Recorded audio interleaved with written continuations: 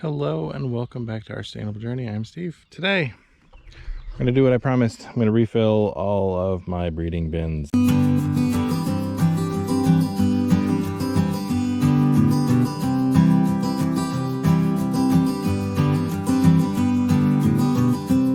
These are the bins we use to breed up the populations so that we can then start using them to fill in, you can't see it from here, but the regular bins that we use for the composting with the worms. So there's no worms in them, they're all empty, but we keep these inside in my workshop, so the elements don't get to them and these worms can be taken care of. So they're empty. We'll add worms to them probably later today. I'll bait out some worms. We're basically going to do the same thing we did last time, except on a much smaller scale. So we'll dig in to these piles and put them into those bins.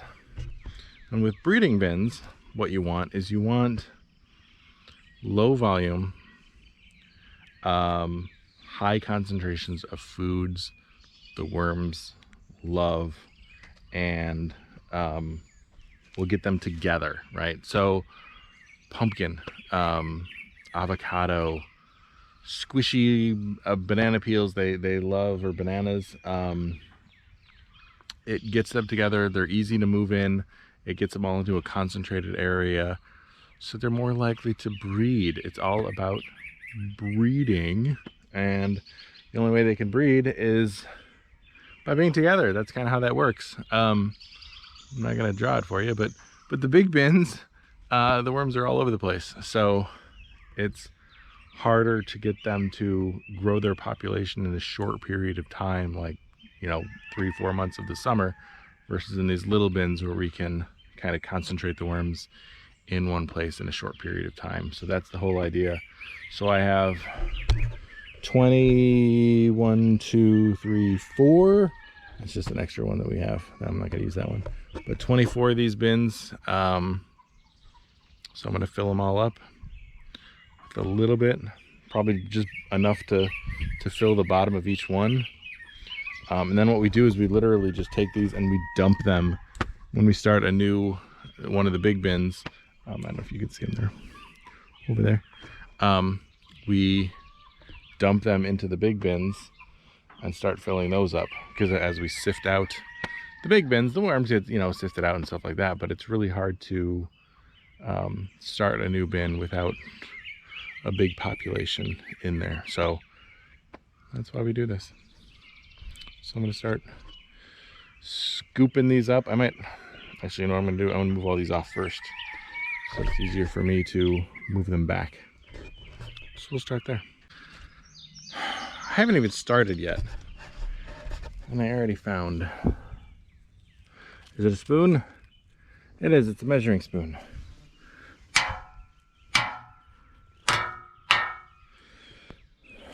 Let's see what size it is.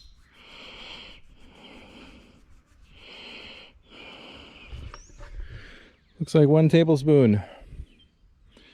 There you go. Somebody's missing that from their kitchen. Okay, lined up 5. We're gonna fill all 5.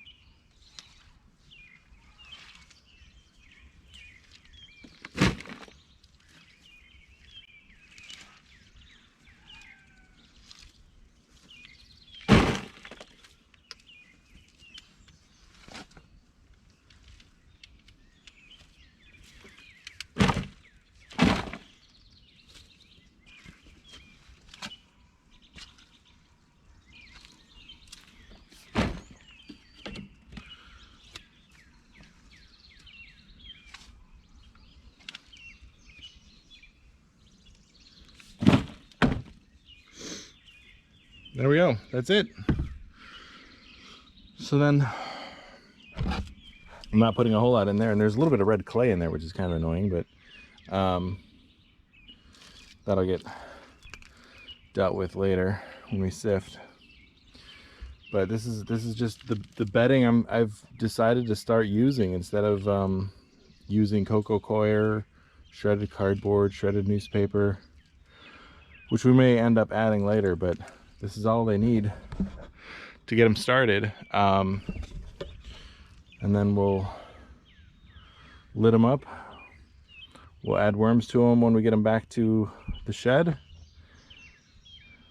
So what I'll do is I'll take, I have a bin in there right now with a bunch of worms in it. So we're gonna take, a handful, and I'll just put a handful in each bin. And that'll be enough to get them going. And then we'll feed these separate from this. This is just more of a bedding thing. So we'll feed these something they love. Probably avocado, because we have a ton of that. And then we'll get them breeding. Row 2.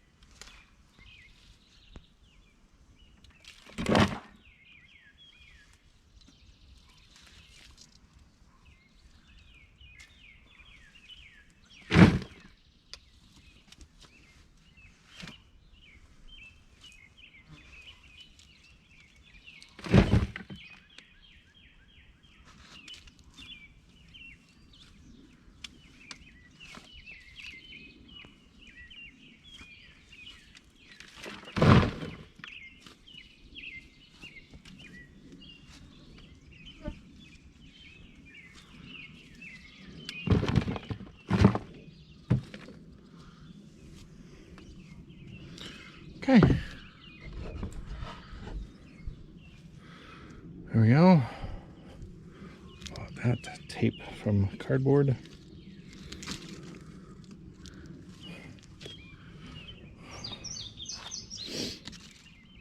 And we'll move on to the next row. It was at about this level that Steve realized the flaw in his plan of showing you the bins being scooped and filled, because we're getting a little high and I'm getting a little tired, but here goes anyway.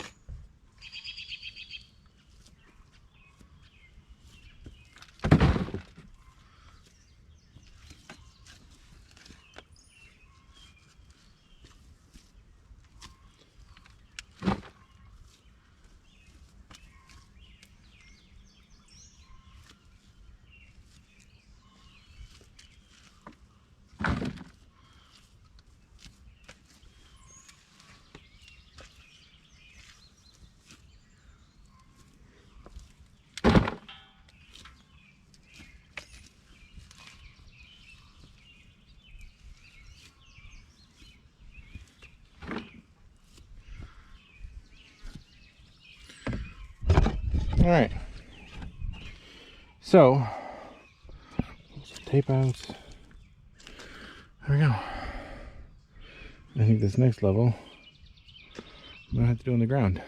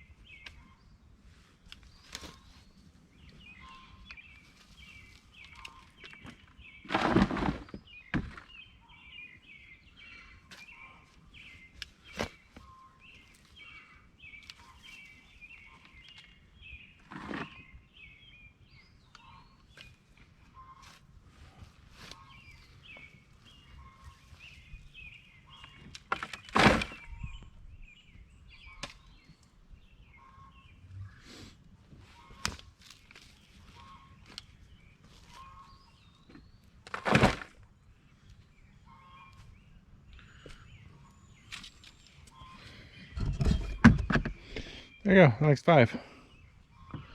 Just smooth this out a little bit, but you get the idea. So I've got 4 left, and we can call it a day. Let's go on a little bit of a rant. So the packaging tape that you see me pulling out of there, that's my own doing. I do that on purpose because I don't want to shred all those boxes and things like that we collect.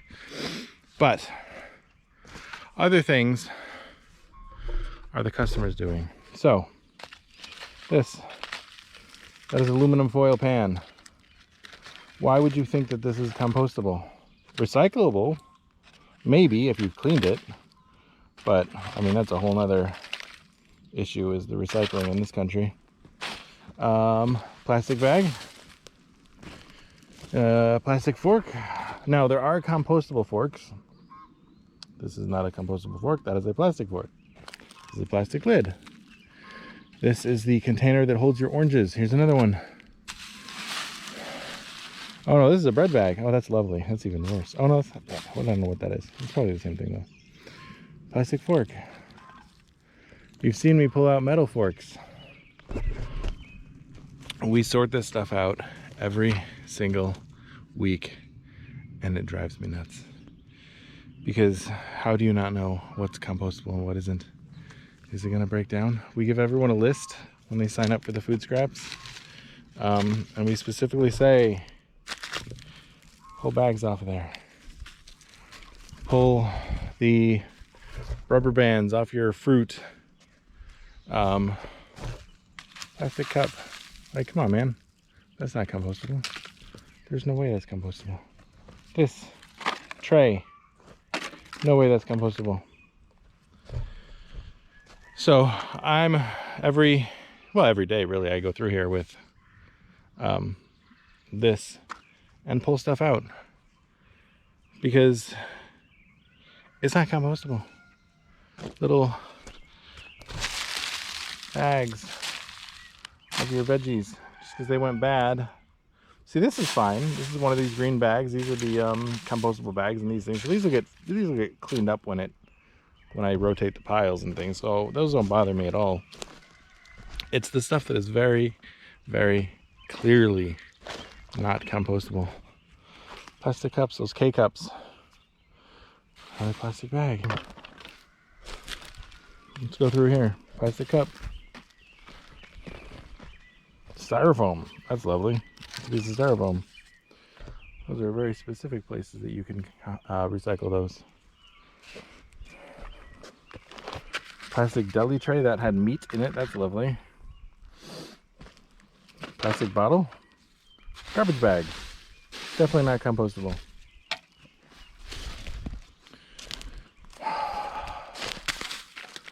That's probably compostable. That'll break down eventually. So some of this stuff will go eventually once I continuously turn the pile. Like, you know, like some of these bones are going to take a while, a very, very long while. But we turn the piles too. Another plastic tray. This is a fruit tray, so like your raspberries come in those.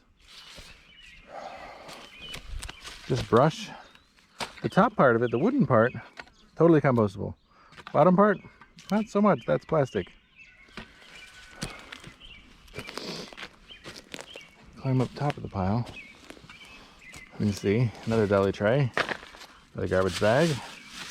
Oop, not the green one, the white one underneath it.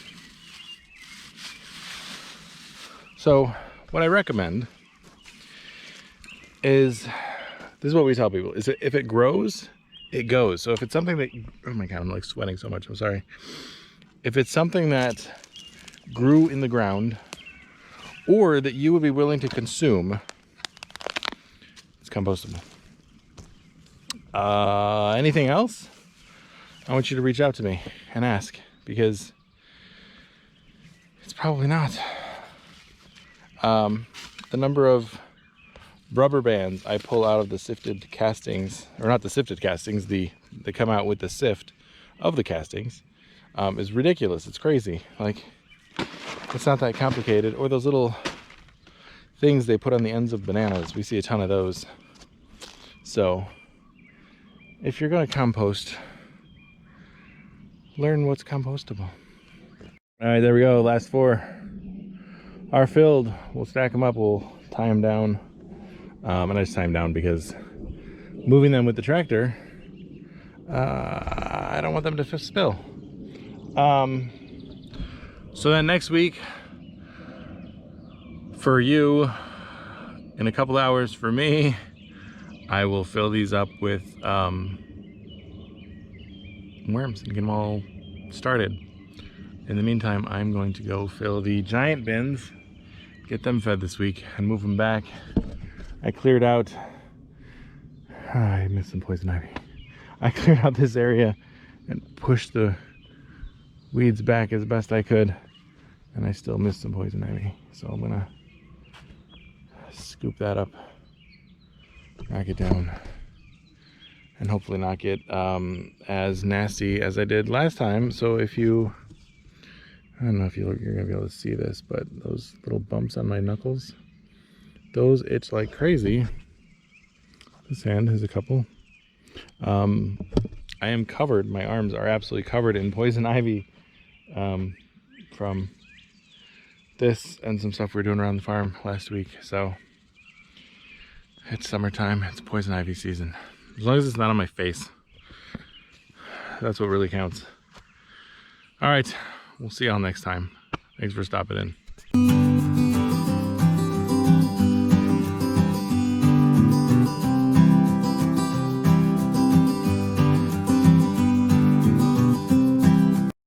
All right, this probably doesn't look like very much, but this spot that we've marked is home to a bunch of turtle eggs. We saw a turtle laying her eggs the last couple days. I don't know if I got video of it. I'll see if I can post something. I might have a picture.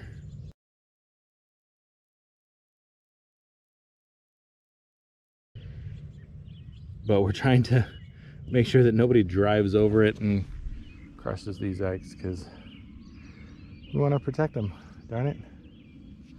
And this is their spot, so we marked it off so we don't drive over it with the tractor or dig it up or what have you.